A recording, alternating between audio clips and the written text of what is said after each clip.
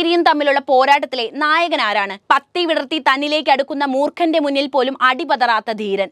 ഫണം വിടർത്തി കൊത്തിയിട്ടും പുറംതിരിഞ്ഞോടാതെ ഉഗ്രവിഷമുള്ള പാമ്പിനെ വരെ കശക്കിയെറിഞ്ഞ് തിന്നുന്നവനാണ് കീരി. പാമ്പിനെ ജയിക്കുന്നവൻ, പാമ്പിന്റെ വിഷപ്പല്ലുകളെ അനായാസം ഇല്ലാതാക്കുന്നവൻ. പാമ്പ് എത്ര മുറിവേൽപ്പിച്ചിട്ടും ചാകാതെ അതിനെ കീഴ്പ്പെടുത്തുന്ന കീരിയുടെ കഥ അറിയില്ലേ? പാമ്പ് എത്ര കൊത്തിയാലും അവന് യാതൊരു കൂസലുമില്ല. കൊത്തു കിട്ടുന്തോറും അവൻ കൂടുതൽ ഉന്മേഷവാനായി പടവെട്ടിക്കൊണ്ടേയിരിക്കും. പാമ്പിന്റെ വിഷത്തെ ജയിക്കുന്നവനാണ് കീരി.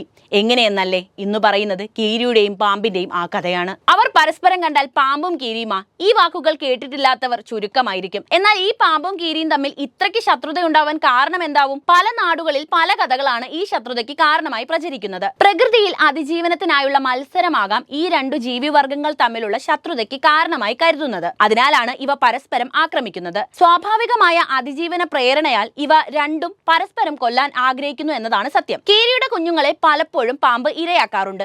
കുഞ്ഞുങ്ങളെ സംരക്ഷിക്കുക എന്ന ഉദ്ദേശത്തോടെയാണ് കീരികൾ പാമ്പുകളെ ലക്ഷ്യം വെക്കുന്നത്. ഹെർപെസ്റ്റിഡെ എന്ന കുടുംബത്തിൽ ഉൾപ്പെടുന്ന കീരികൾ 2 ഉപകുടുംബങ്ങളിലുമായി 34 തരക്കാർ ഈ ലോകത്ത് ജീവിച്ചിരിക്കുന്നുണ്ട്. മനുഷ്യനോട് ഇണങ്ങി ജീവിക്കുന്നവരാണ് ഈ കീരികൾ. അതുകൊണ്ട് തന്നെ പണ്ട് മുതലേ മനുഷ്യനോടൊപ്പം കീരികളെയും കാണാറുണ്ട്. കീരികളെ പുരാതന കാലം മുതൽ മനുഷ്യർ വളർത്തുകയും ആരാധിക്കുകയും ചെയ്തിരുന്നു. ഈജിപ്തിലെ പിരമിഡുകളിൽ നിന്ന് കീരികളുടെ മമ്മി കണ്ടെടുത്തിട്ടുണ്ട്. അവരും കീരികളെ വളർത്തിയിരുന്നു എന്നതിന്റെ തെളിവാണിത്. ഇന്ത്യൻ സംസ്കാരത്തിലും കീരി കടന്നു വരുന്നുണ്ട്. എവിടെയാണെന്നല്ലേ? സമ്പത്തിന്റെ ദേവനായി ഇന്ത്യയിൽ ആരാധിച്ചു പോന്ന കുബേരന്റെ ഇടതു കൈയിലാണ് കീരിയുടെ സ്ഥാനം. ഈ കാരണത്താൽ തന്നെ കീരിയെ കാണുന്നത് ഐശ്വര്യവും സമൃദ്ധിയും നൽകുമെന്നും വിശ്വാസത്തിനും ഇടയാക്കിയിട്ടുണ്ട്. ഉത്തരേന്ത്യയിൽ ഇപ്പോഴും കീരിയെ ആരാധിക്കുന്ന വിഭാഗക്കാർ ഉണ്ടെന്നതാണ് മറ്റൊരു വസ്തുത. ഏഷ്യ, യൂറോപ്പ്, ആഫ്രിക്ക എന്നീ ഭൂഖണ്ഡങ്ങളിൽ മാത്രമാണ് കീരികളുള്ളത്. ലോകത്താകമാനം അറിയപ്പെടുന്ന ലയൺ കിങ് എന്ന ആനിമേഷൻ സിനിമയിലെ ബുദ്ധിമാനായ ടൈമൻ എന്ന കഥാപാത്രം ആഫ്രിക്കയിൽ മാത്രം കാണപ്പെടുന്ന മീർക്കാറ്റ് എന്ന ഇനം കീരിയാണ്. മറാത്തി ഭാഷയിൽ കീരി എന്നാൽ മുൻഗുസ് ആണ്. ഇതിൽ നിന്നാണ് മാംഗൂസ് എന്ന ഇംഗ്ലീഷ് പദം ഉണ്ടായത്. ഇന്ത്യയിൽ ഹെർപെസ്റ്റിസ് എന്ന ഒറ്റ ജനസിൽപ്പെട്ട 6 ഇനം കീരികളാണുള്ളത്.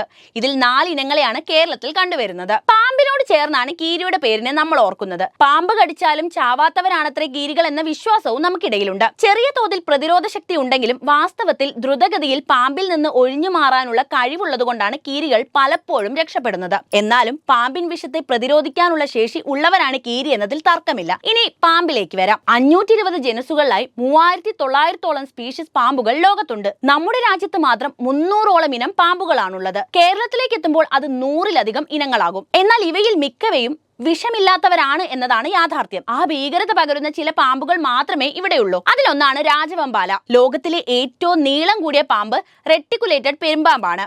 ലോകത്തിലെ ഏറ്റവും നീളമുള്ള വിഷപ്പാമ്പ് പട്ടം കിട്ടിയത് നമ്മുടെ രാജവെമ്പാലയ്ക്കാണ്. ഏറ്റവും വിഷവീര്യമുള്ള പാമ്പ് ഇൻലാൻഡ് തായ്പനാണ്. ഏറ്റവും വേഗതയേറിയ പാമ്പ് ആഫ്രിക്കയിലെ മരണത്തിന്റെ ചുംബനം എന്നറിയപ്പെടുന്ന ബ്ലാക്ക് മാമ്പകളാണ്. ഏറ്റവും ഭാരം കൂടിയ വിഷപ്പാമ്പ് ഗബൂൺ അണലിയാണ്. ലോകത്തിലെ ഏറ്റവും ഭാരം കൂടിയ പാമ്പ് ആമസോണിൽ കാണപ്പെടുന്ന ഗ്രീൻ അനാക്കോണ്ടയും. ഭൂമിയിൽ ജീവിച്ചിരിക്കുന്നവയിൽ വെച്ച് എക്കാലത്തെയും ഏറ്റവും വലിയ പാമ്പ് എന്ന സ്ഥാനം ടൈറ്റനോബോവയ്ക്കായിരുന്നു. എന്നാൽ അടുത്ത കാലത്തായി ആ സ്ഥാനം അവയ്ക്ക് പൂർണ്ണമായി നഷ്ടപ്പെടുകയും ബാസിഗി ഇൻഡിക്കസ് എന്ന നമ്മുടെ ഇന്ത്യൻ പാമ്പ് ആ സ്ഥാനത്തേക്ക് കയറി പറ്റുകയും ചെയ്തു. ലോകത്തിലെ ഏറ്റവും ചെറിയ പാമ്പാകട്ടെ കരീബിയയുടെ സ്വന്തം ബാർബഡോസ് ത്രെഡ് സ്നേക്ക് ആണ്. എന്തായാലും ഇവ തമ്മിൽ ബദ്ധശത്രുക്കളാണെന്ന കാര്യം നമുക്കറിയാം അല്ലേ?